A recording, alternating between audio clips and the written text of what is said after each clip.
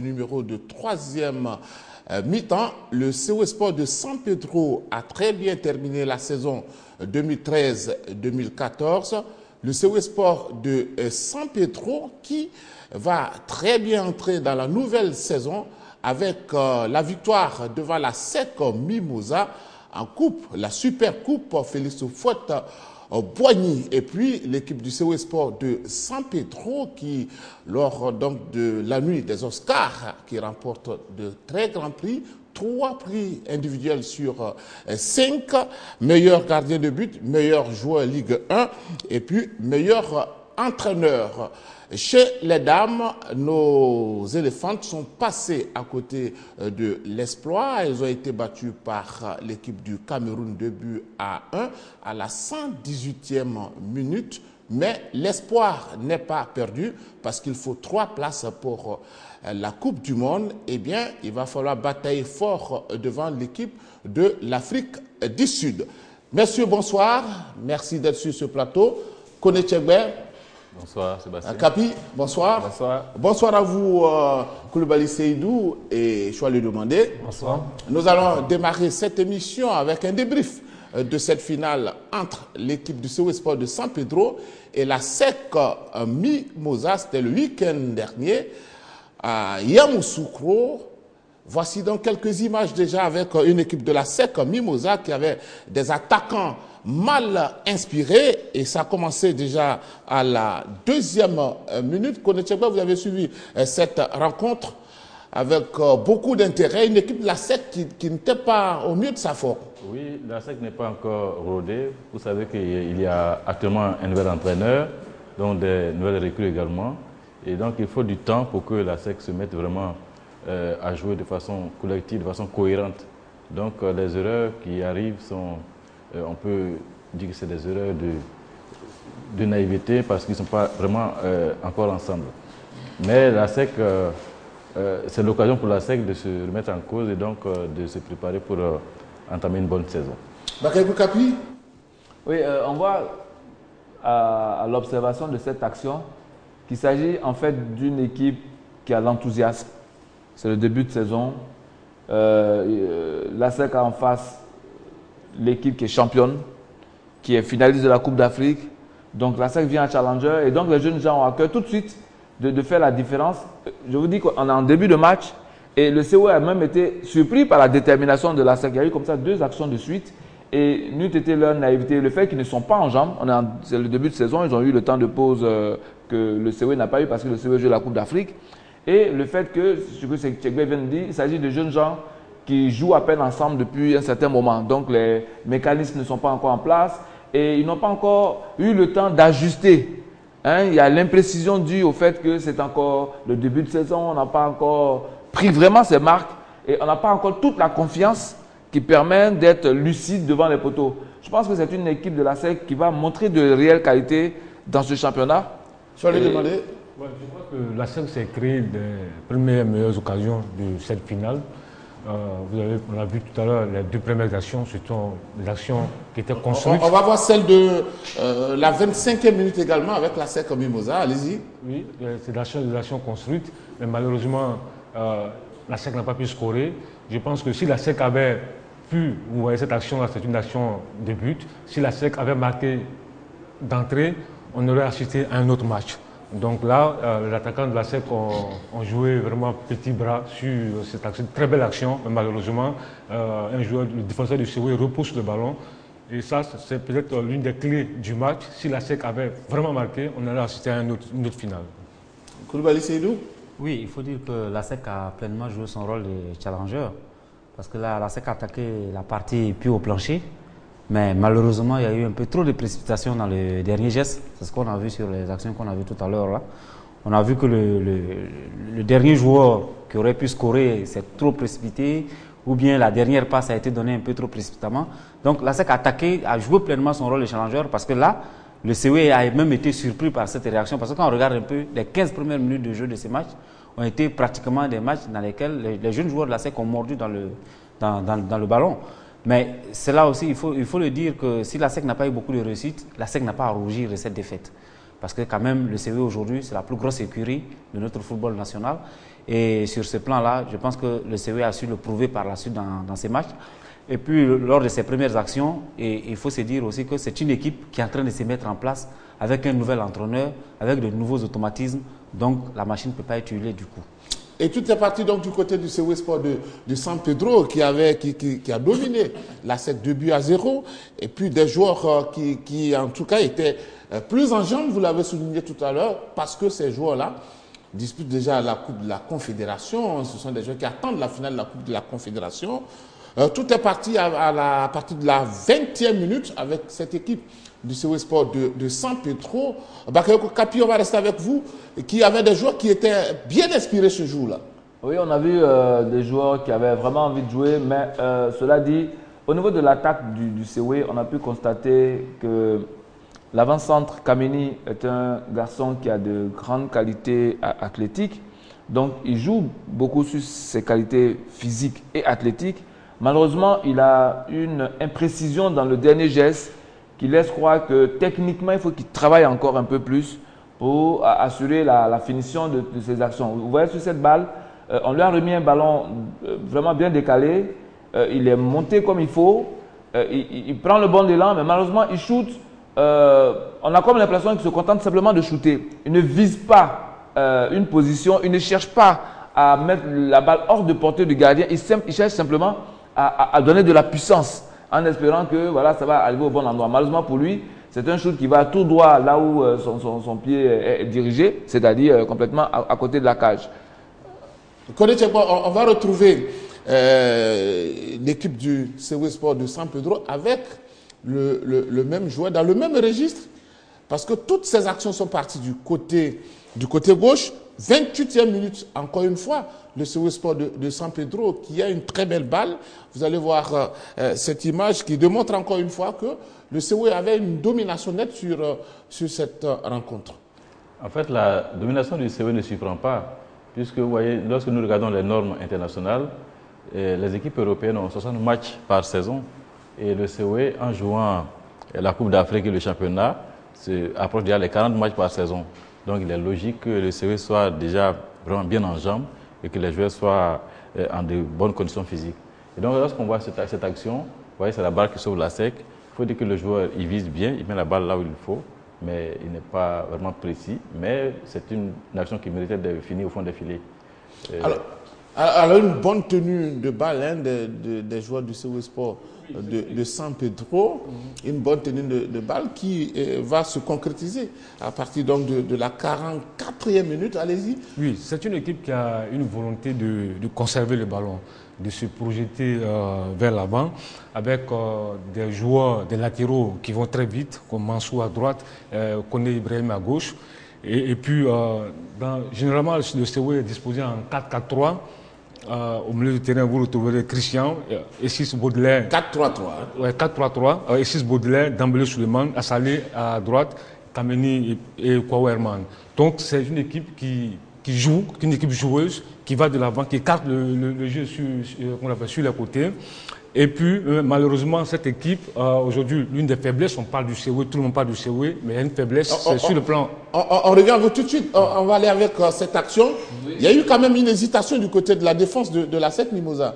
En fait, ce n'est pas une hésitation, mais c'est une erreur sur la façon dont il faut se positionner pour empêcher l'adversaire de bien conduire son action, correctement. D'abord, on voit un mauvais dégagement. Vous voyez sur cette balle, il y a 3 défenseurs de la SEC. Le ballon arrive et manque de sérénité. Le défenseur de la SEC ramène le ballon dans l'axe sur le joueur du COE qui, rapidement, pour décaler celui qui venait en face de lui, donne à Assalé qui donc lance comme s'il allait faire une fin de frappe pour décaler le ballon sur son pied gauche. Et vous voyez le défenseur de la SEC qui vient. Il doit venir et il ne doit pas freiner. Là, vous voyez, il freine. Donc, il y a comme un espace qu'il laisse et qui surplombe son gardien. Parce que le gardien se dit, tel que le défenseur est parti, il va faire en tout cas un mouvement, ouvrir le pied, faire en sorte d'empêcher le passage du ballon. Maintenant, non, il vient, il freine comme si il espérait que le joueur fasse une passe ou quelque chose du même style. Malheureusement pour lui, Assalé va jusqu'au bout de son geste, il frappe et il est précis. Est-ce que c'est une peur? Je crois que c'est au-delà des petites erreurs défensives. il y a aussi la qualité du joueur. Exactement. Parce qu'une feinte de frappe prend tout le temps les défenseurs. Oui. Fait seulement de frapper, donc ça fixe le défenseur. Il se déporte sur le côté gauche. Et vous voyez, la frappe du pied gauche, il frappe du pied gauche comme s'il était droitier. Ça signifie là que le joueur maîtrise bien la technique des deux côtés. Et ça, c'est bien, puisqu'il ne cherche pas forcément son meilleur pied. Et donc, c'est bien joué de la part de ce joueur-là, d'Assalé, qui était un bon attaquant. Allez-y, allez-y. Oui, je pense qu'il y a un peu du Kader Keita dans le jeu de ce garçon. Vous l'avez retrouvé, Kader Keita, déjà, Ouais, dans ce style-là. Il y a un peu du Kader Keita dans le style de Assalé Roger. Et il a coutumier du fait de marquer ce genre de but. Il va à gauche, il prend intérieur et puis frappe de gauche, tous les ballons enroulés. Je pense qu'il a beaucoup de qualités. Et on aimerait le voir dans quelques semaines face à Al-Ali dans ce registre-là. Ça va venir. Koulibaly Seydou, ça va venir, allez-y. Ce que je retiens, c'est que c'est la naïveté avec laquelle la défense de la SEC a joué le coup. Parce que là, on voit d'abord le premier ballon qui est relancé dans l'axe, play-axe. Le défenseur qui vient après la fin des frappes, le deuxième défenseur qui arrive sur Assalé, il freine. Le gardien, il essaie de sortir pour anticiper. Donc il y a eu une combinaison d'erreurs qui ont permis là au CV de marquer. Mais ce que je voulais dire, c'est que la SEC a fait preuve de beaucoup de naïveté, surtout sur le plan défensif. J'ai trouvé cette défense un peu trop relâchée. Relâchée par rapport à des attaquants du CW qui étaient beaucoup mobiles. Vous avez raison avec ces différentes erreurs de la SEC Mimosa. En deuxième mi-temps, ce sont des actions qui sont revenues très souvent. On va prendre la 50e minute, encore des erreurs énormes. Et c'est parti de très loin depuis le milieu de terrain pour créer des espaces du côté du CW Sport de San Pedro. Allez-y, Koulibaly Seydou. Oui, voilà, vous voyez, cette action est symptomatique de ce que je disais tout à l'heure. La SEC remonte le ballon, mais en fait, les espaces ne sont pas couverts. Dès qu'il y a une paire de balles qui est là, dès qu'il y a une paire de balles, on sent que le CW arrive à sortir. Et le CW arrive à sortir le ballon proprement parce qu'il y a beaucoup de mobilité par rapport aux joueurs de la SEC. Et puis, le placement même de la défense dans son ensemble ne se fait pas. On ne sait pas si c'est une ligne qu'ils veulent jouer ou bien si c'est un marquage individuel. Donc, il y a une sorte de défense hybride qui s'est créée là et qui permet à des joueurs qui sont assez techniques comme Assalé, comme Kameni, qui a beaucoup pesé sur cette défense-là, donc qui permet au CW de vraiment de jouer comme un poisson dans l'eau. Alors, Bakayoko Kapi, l'équipe du CW Sport de San Pedro avec Assalé Roger qui a retrouvé toute son efficacité au cours de cette rencontre, ce sont des joueurs qui ont attendu longtemps la SEC Mimosa. Peut-être que c'était une façon de laisser la SEC se faire découvrir et puis essayer d'attaquer un peu plus. Nous allons voir cette action de la 75e minute, comment le deuxième but est arrivé avec Essis qui commet une faute. Vous allez voir une succession de fautes. Allez-y. On le voit bien. Il faut rappeler que cette action est en deuxième mi-temps. La SEC est menée. Donc la SEC essaie de refaire son retard. Du coup, il y a des montées un peu de tout le monde à la fois dans une sorte d'euphorie où en fait les défenseurs ne font même pas attention à leur position. Ils essaient de monter balle au pied là où ils doivent donner le ballon et assurer la couverture contre la contre-attaque. Donc le CW se contente simplement de les freiner au niveau de la zone de construction, c'est-à-dire autour de la médiane. Et dès qu'ils récupèrent le ballon, ils partent très vite devant. On l'a vu, le deuxième but est une action vraiment qui est un modèle du genre. Ils ont récupéré le ballon au milieu. La SEC a même repris le ballon, mais le défenseur de la SEC, au lieu de relancer tout de suite sur un partenaire, il a essayé de partir lui-même balle au pied. Et donc, il perd le ballon. Du coup, derrière, il y a plus grand monde, il y a un grand espace. Le CW qui a une certaine expérience du haut niveau, il profite de l'occasion. Un ballon qu'on envoie d'abord sur le côté pour écarter la défense et ensuite un centre très précis sur le joueur qui est dans l'axe, qui prend son temps.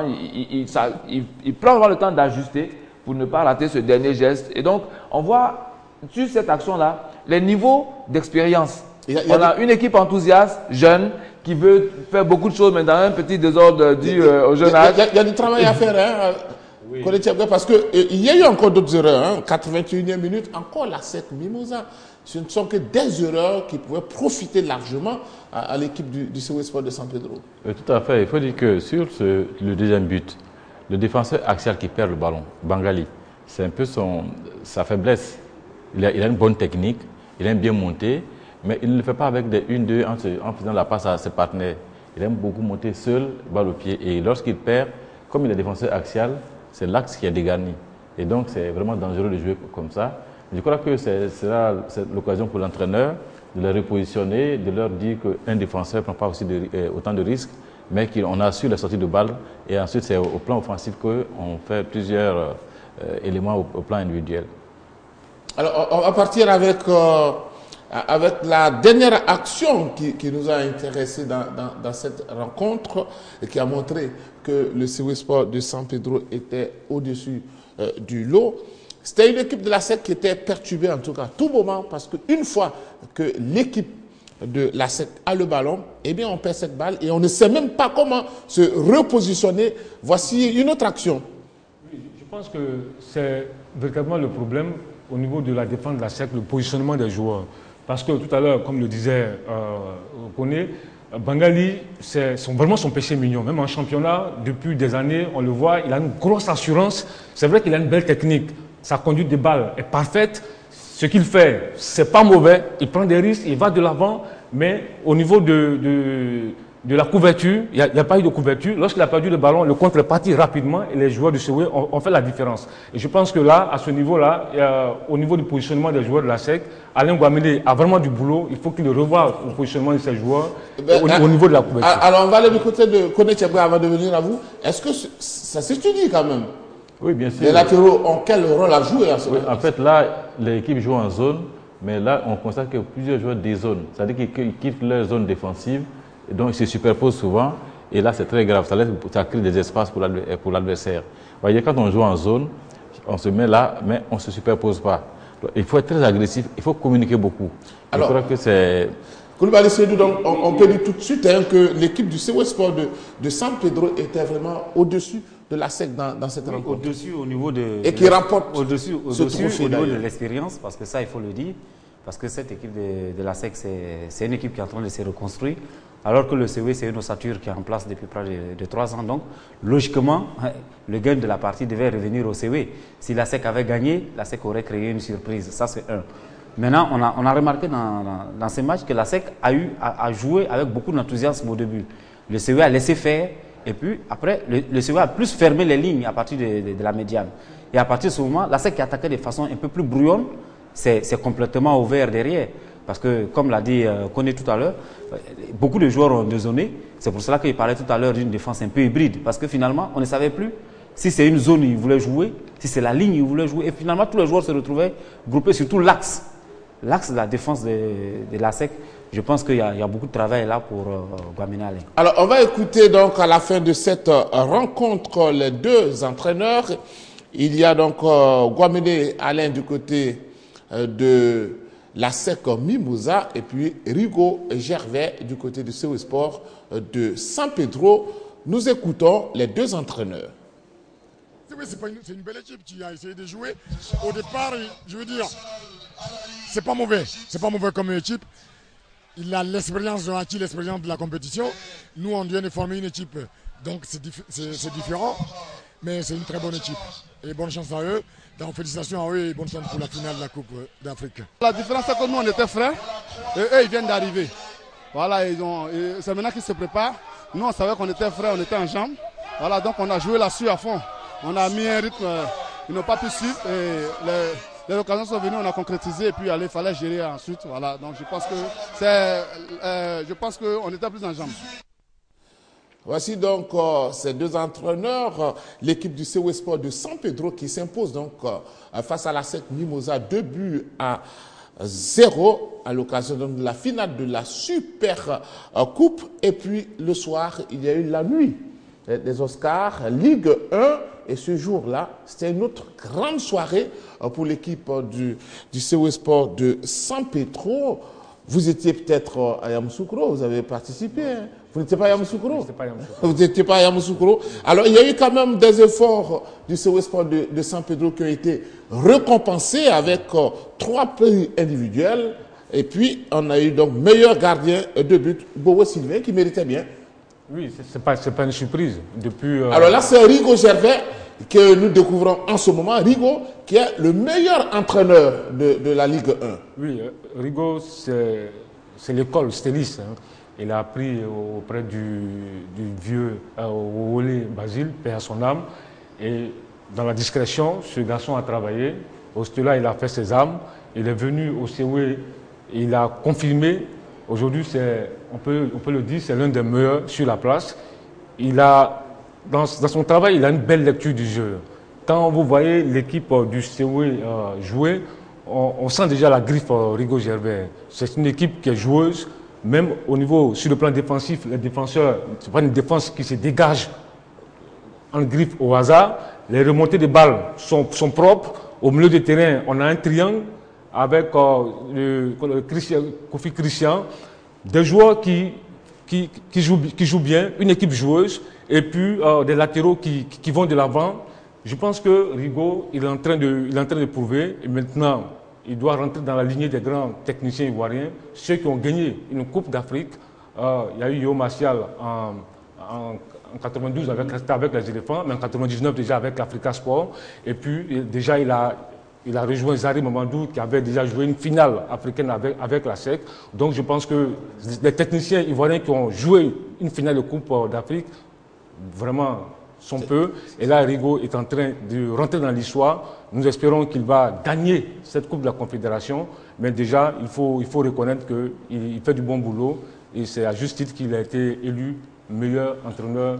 Alors Koulibaly Seydou, donc meilleur gardien de but Bobo Sylvain, meilleur joueur de la Ligue 1 Assalé Roger, meilleur entraîneur Rigo Gervais.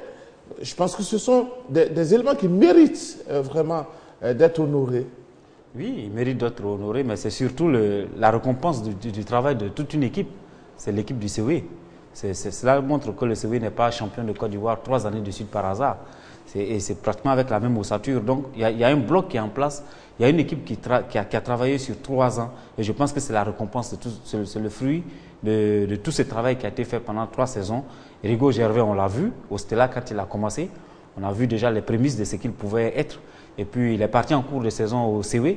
Tout le monde a pensé qu'il allait se casser la gueule. Excusez-moi de l'expression. Et puis, il a prouvé qu'il fait partie vraiment de la très bonne graine de coach, parce qu'on a vu sur 3 ans, il a gagné le championnat. Et puis maintenant, il est en train de viser une coupe africaine au niveau de la Coupe de la Confédération.